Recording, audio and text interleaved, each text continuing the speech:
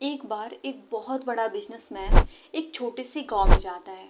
उसका प्लान होता है कि उस गांव में उसको एक बड़ी सी फैक्ट्री खोलनी थी। अब वो एक ऐसी जगह पहुंच जाता है जहां पर उसके सामने एक बहुत बड़ा नदी था और नदी के सामने वो गांव था। अब इसके पास दो ऑप्शन थे, या तो ये सड़क के रास्ते घूम के 8 घंटा टाइम लगा के उस गांव में पहुंचे, या फिर इस नदी को पार करके 20 मिनट में उस गांव में पहुंचे। इसने डिसीजन लिया नाव में बैठने का। अब ये नाव में बैठता है। नाव थी बहुत छोटी, उसमें नाव चालक था और ये बिजनेसमैन था बस। अब नाव कुछ दूर चली तो बिजनेसमैन ने उस नाव वाले से पूछा कि तुझे पता है कि तेरी नाव में कौन बैठा है। तो नाव वाला जो होता है वो बोलता है नहीं साहब, वो बड़े भोलेपन से बोलता है हाथ जोड़ के कि नहीं साहब, मुझे नहीं पता आप कौन हो। तो बिजनेसमैन बोलता है कि तू अखबार नहीं पढ़ता क्या, मेरी हर दूसरे दिन अखबार में फ़ोटो आती है। तो नाव वाला बोलता है अरे साहब, मुझे पढ़ना लिखना नहीं आता। जब मेरे पिताजी जब मैं छोटा ही था तो मेरे पिताजी गुजर गए थे, नाव वाले ने ऐसा बोला। और तब से मैंने अपने घर की जिम्मेदारी उठा ली, तो मेरा स्कूल छूट गया उसी टाइम पे, तो मुझे पढ़ना लिखना नहीं आता। तो जो बिजनेसमैन था इसकी बात सुन के इसका मजाक उड़ाते हुए कहा तुझे पढ़ना लिखना नहीं आता, ऐसी लाइफ का क्या ही फ़ायदा। तो जो नाव वाला होता है वो उदास हो जाता है, पर उसने कुछ बोला नहीं। वो नाव चलाता है, आगे जाता है। तब तक इस बिजनेसमैन ने कहा ये जो तू ज़मीन देख रहा है ना, ये सारी ज़मीन, यहाँ पर मेरी ब्रांड की मिनरल्स वाटर की बॉटल्स बनेंगी सारी।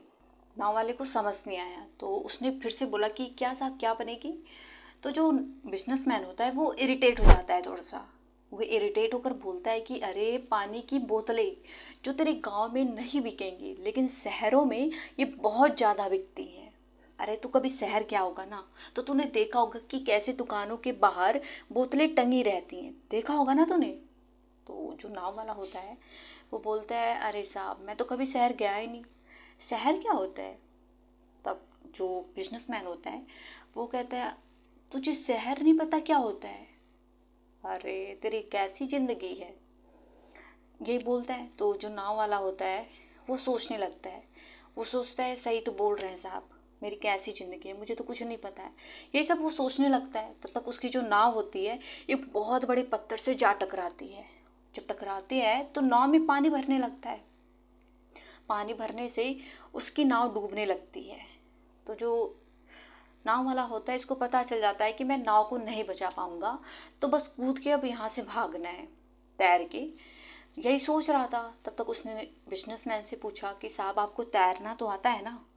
तो जो बिजनेसमैन होता है वो घबरा जाता है। वो घबरा कर बोलता है ऐसा क्यों पूछ रहे हो, नहीं नहीं मुझे तैरना नहीं आता है। तो जो नाव वाला होता है वो बोलता है हंस के अरे साहब, आपको तैरना नहीं आता, कैसी लाइफ है आपकी। बिजनेसमैन को अपनी गलती का एहसास होता है और वो उस नाव वाले से माफ़ी भी मांगता है और कहता है कि बस मेरी जान बचा दो किसी भी तरह से, अगर तुम मुझे बचा दे तो तुम जो कुछ भी बोलोगे वो मैं तुम्हें दिला दूंगा। तो जो नाव वाला होता है वो बोलता है साहब घबराइए मत, मैं तैरने के अलावा डूबते हुए लोगों को बचाना भी जानता हूँ, तो आप घबराइए मत। नाव वाले ने ये बोलकर वो खुद की भी जान बचाया और उस बिजनेसमैन वाले की भी जान बचाया। तो गाइस, इस छोटी सी कहानी से हमें यही सीख मिलती है कि हमें कभी भी किसी भी इंसान का मजाक नहीं उड़ाना चाहिए और ना ही कभी भी किसी भी इंसान को अपने से कम समझना चाहिए, क्योंकि हमें नहीं पता कब कहाँ किस जगह किस इंसान की हमें ज़रूरत पड़ जाए। तो गैस, आशा करती हूँ आपको ये वीडियो पसंद आई होगी। अगर पसंद आई हो तो प्लीज़ लाइक